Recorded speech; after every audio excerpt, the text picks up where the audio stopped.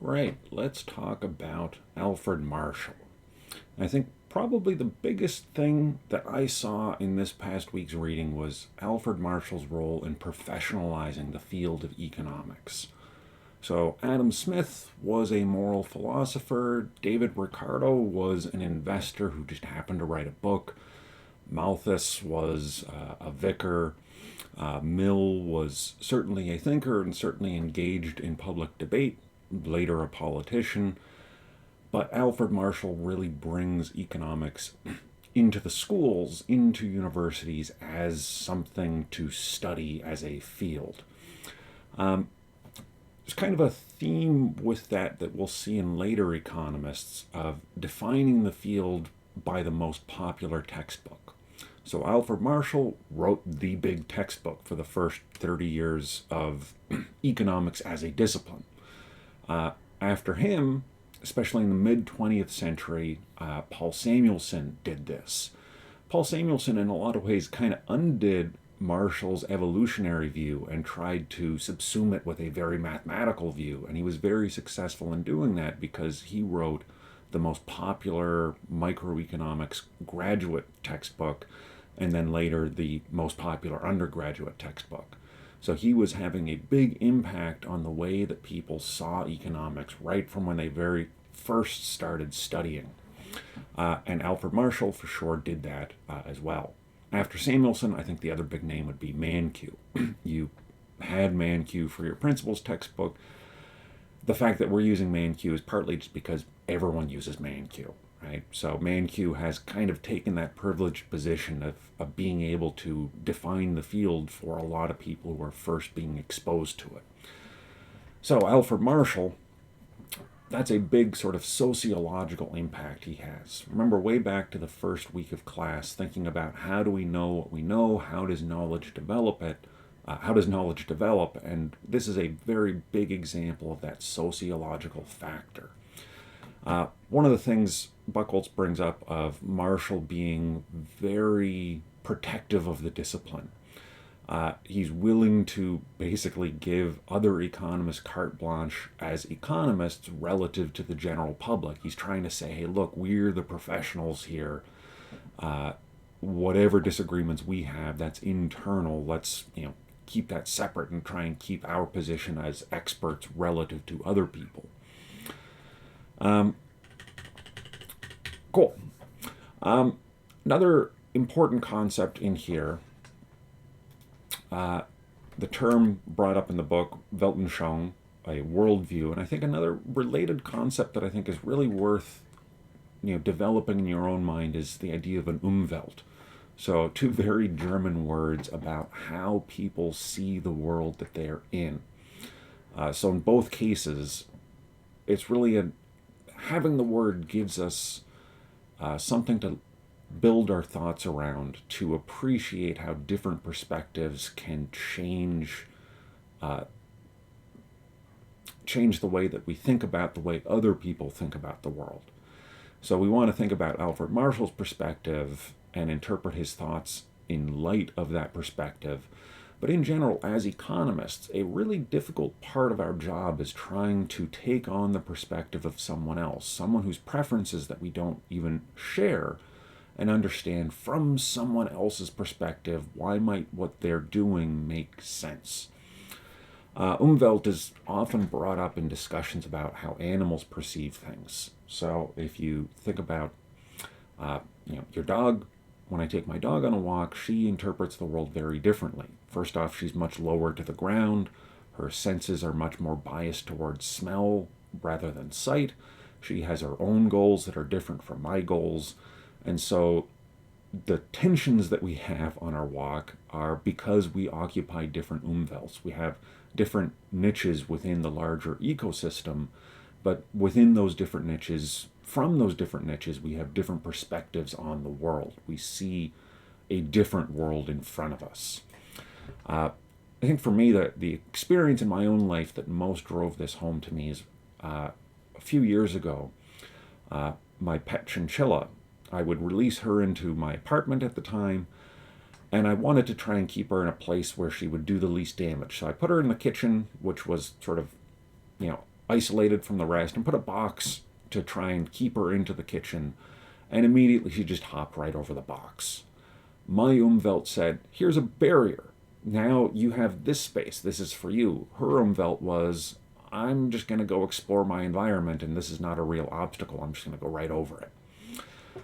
So between humans and animals, certainly the notion of an Umwelt is very powerful. But within people, this notion of a worldview is really just kind of the same thing.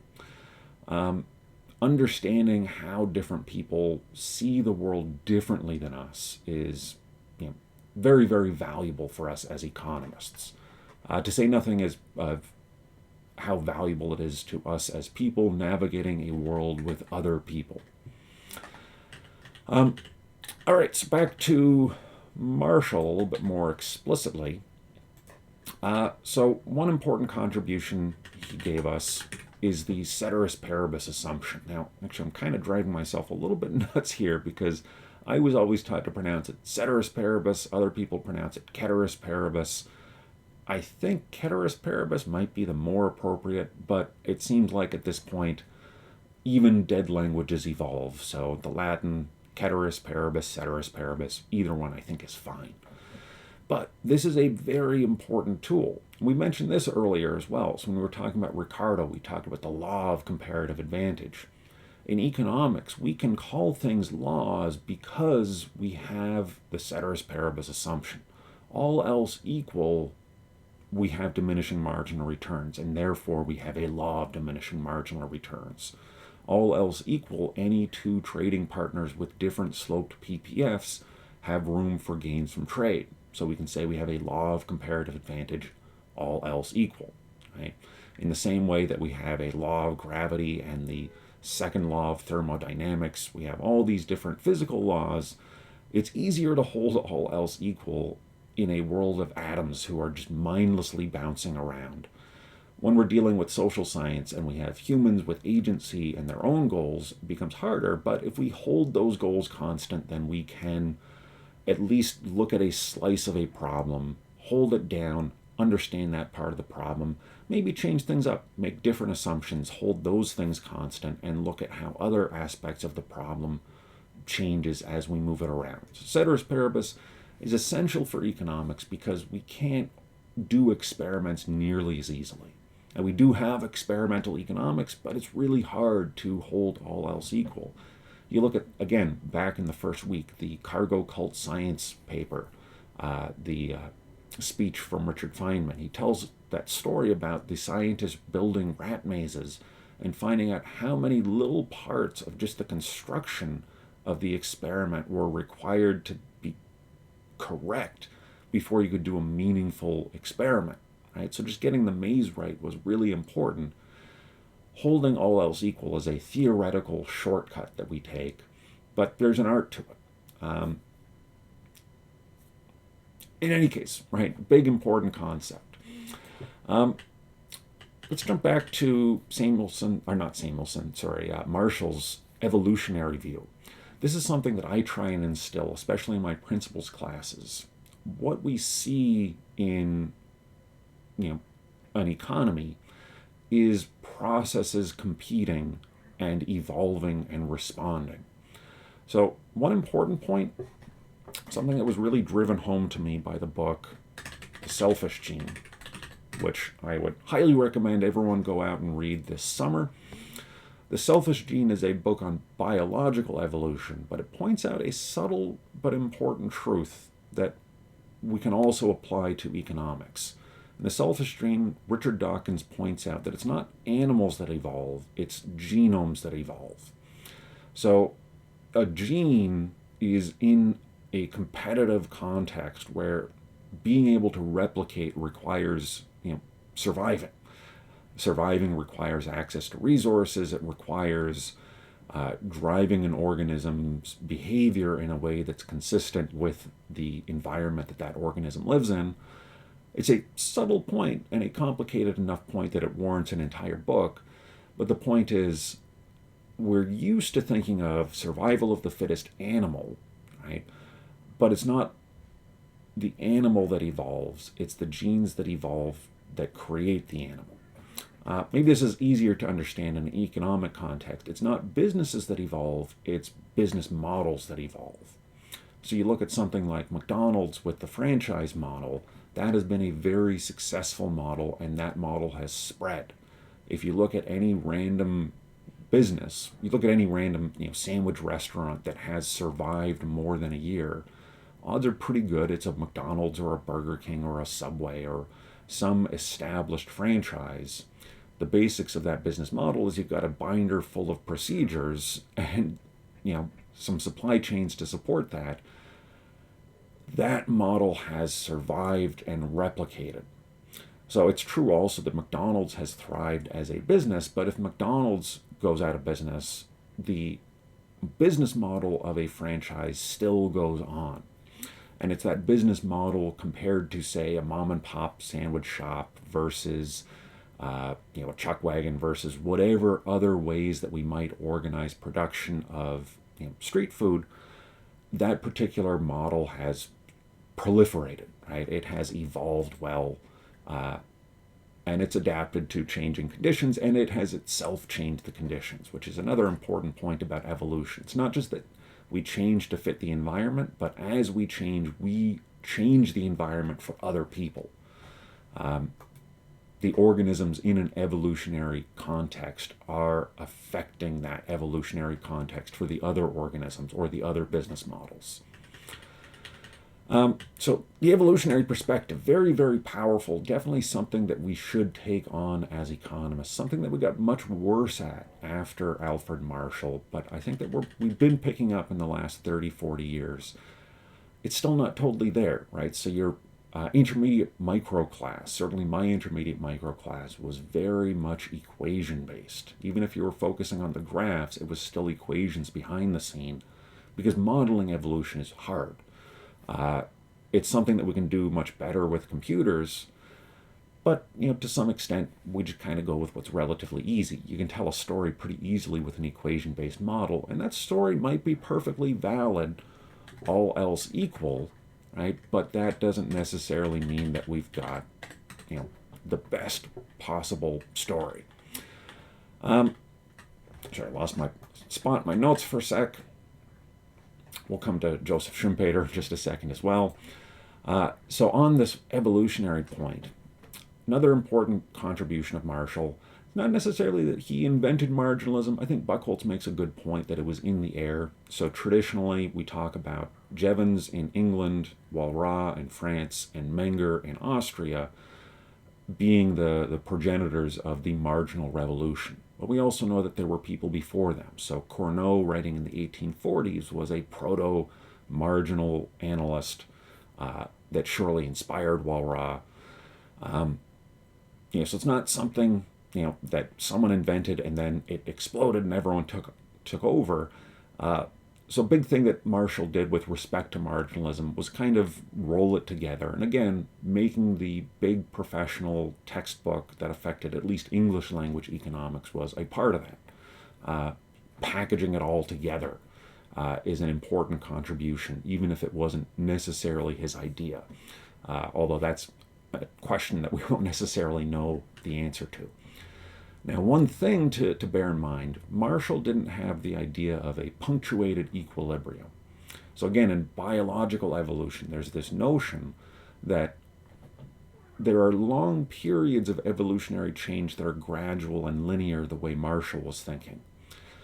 Over time, the giraffe's neck gets longer and longer and longer, right? Generation after generation, the peacock's tail gets bigger. But then there are also these nonlinear things that Marshall wasn't necessarily thinking about. So when you have this shifting landscape where this animal evolves this way or this business model evolves in this direction and this available resource changes, right? So in the same period, you look at something like kerosene from petroleum versus light from whale oil.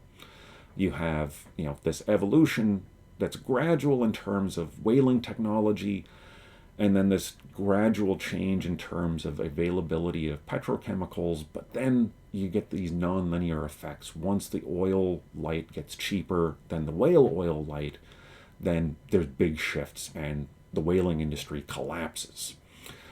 So it's not necessarily all smooth change.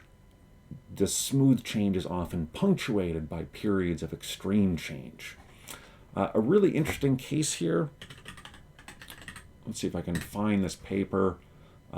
Lindgren, Evolutionary Dynamics. Here we go. Let's get this on Google Scholar. Actually, here's a picture of it. So, a really interesting research project I've mentioned before, I'll probably mention again, is the evolution of cooperation, where you pit different strategies against each other in a repeated prisoner's dilemma. And a really interesting case is this 1992 paper by an economist who set up a model where simple strategies can evolve and respond to each other over time. And what you see when you look at his graphs, he's got this graph that we've got in front of us. Sometimes you see different numbers. 0, 1 represents a particular strategy. 0, 0, 0, 1 represents a different strategy. And over these first 30,000 generations, you can see a lot of periods where the most popular strategy changes rapidly, right?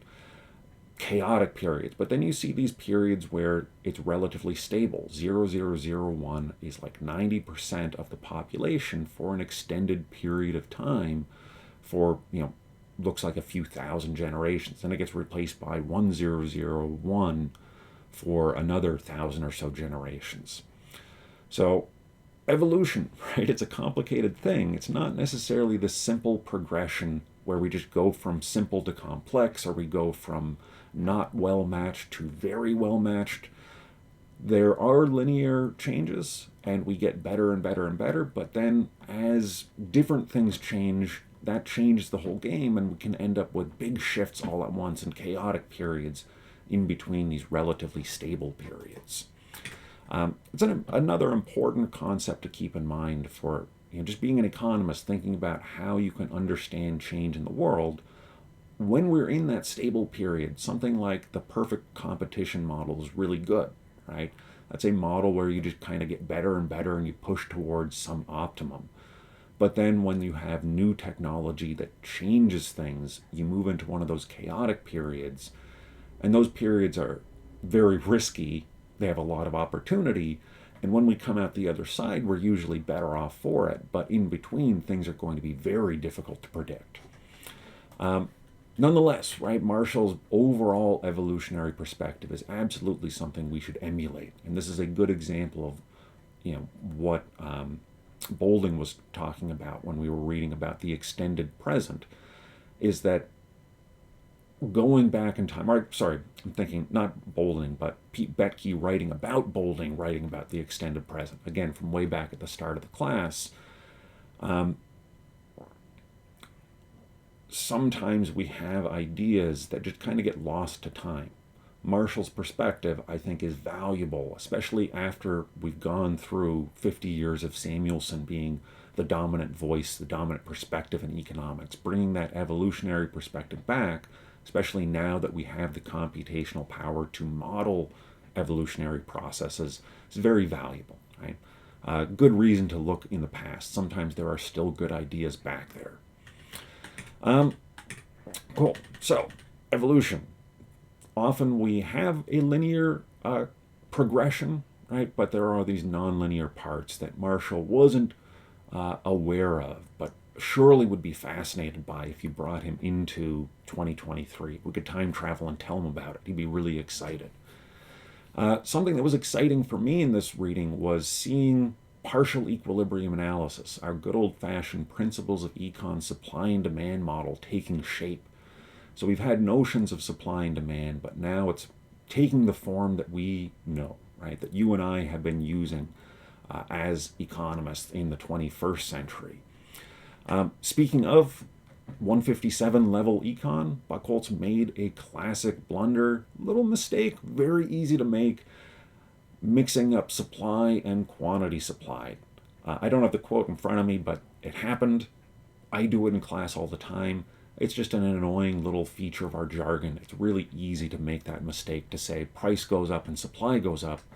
Well, no, quantity supplied goes up.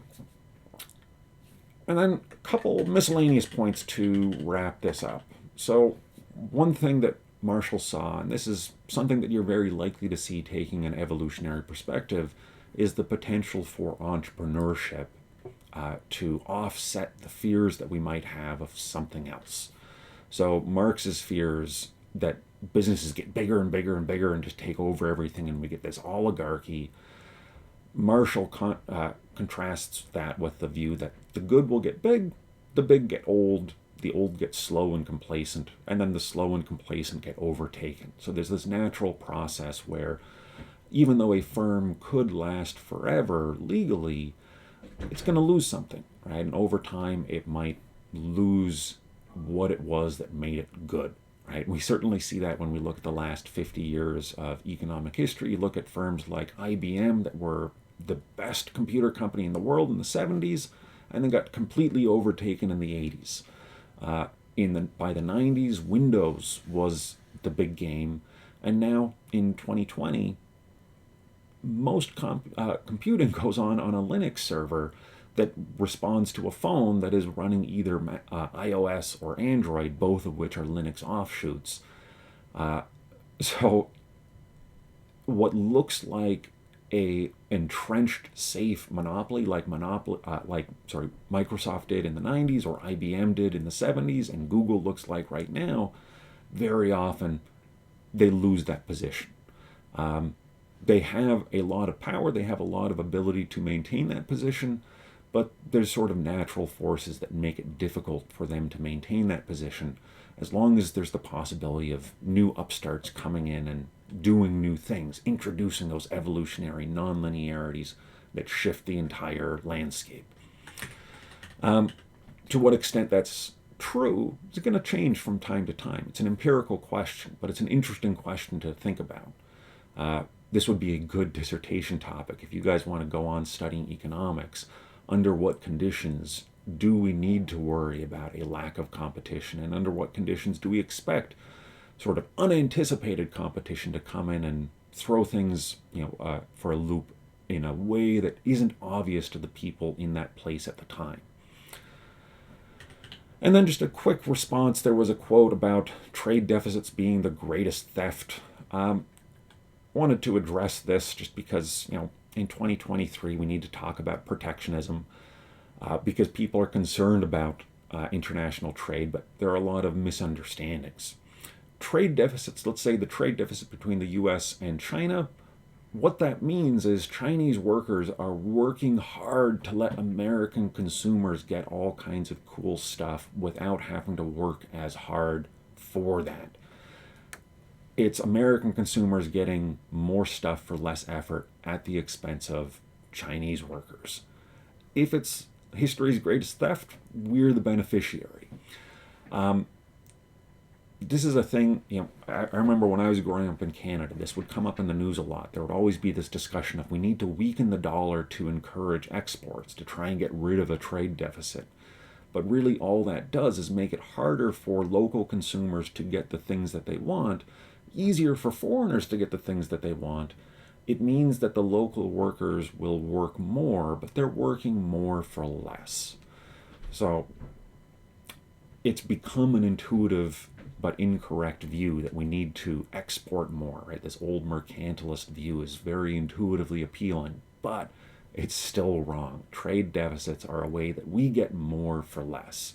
How sustainable are they? Well, eventually your trading partner is going to want something in exchange. Something's got to give ultimately, but it's not that when we are not selling enough to other people that we're getting screwed. If anything, it's the other way around.